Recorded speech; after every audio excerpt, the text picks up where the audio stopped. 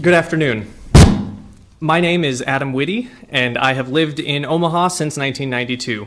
I come to you as a gay survivor of conversion therapy here in Nebraska to speak in support of this ordinance for two reasons.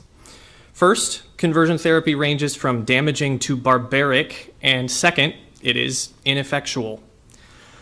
I sought this treatment myself beginning in the summer of 1998 when I was 16 years of age and terrified of disappointing or angering my parents and church community by coming out as gay.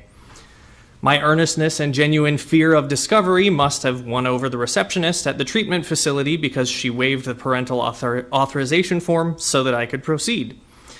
Afraid of my parents asking questions about my afternoon activities, I scheduled my sessions in the facility's overnight hours, so while many high school students will admit to having sneaked out of their houses to cause trouble, I did so twice a week to subject myself to electric shock aversion therapy. This went on for a little over 15 months. Though I am happy to note that such monstrous physical abuse in the form of shock therapy is no longer commonplace, the mental wounds from the so-called counseling involved linger as well. After those 15 months, I did not feel any less same-sex attraction, just more concomitant fear and shame. If those two feelings could ever have been enough to change my orientation, I would not have felt I needed to seek treatment in the first place. I was the poster child for the kind of youth this treatment should have worked on. While my circumstances and specific experiences may be different from others, my outcome is not. Having met and contacted many other people who have also gone through some form of conversion therapy, I have yet to encounter anyone whose orientation has been changed. You will hear today from providers and virtually every professional association that this treatment does not work and in fact causes harm. Even the United Nations has encouraged a global ban on the practice.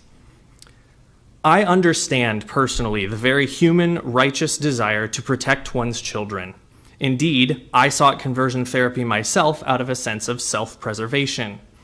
If it actually did what it is purported to do, I might advocate for its continued existence and practice, despite personal moral objections. However, it's not only harmful, it also doesn't produce results. Parents who are afraid for their children's safety, afraid of the difficulties and real dangers associated with growing up LGBTQ+ in Nebraska, and whatever social stigma is associated with them for raising an LGBTQ+ child, are being preyed upon and taken advantage of by providers who know that they are taking money for a treatment that has been disavowed and disproven time and time again.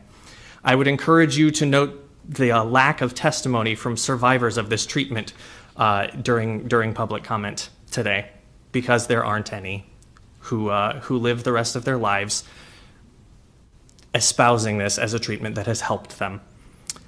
It is too late to save my 16-year-old self from embarking on that trip through hell with nothing to show for it but scars, but your actions today could help save other families' fear from being preyed upon. Thank you. Thank you, Adam. Any questions?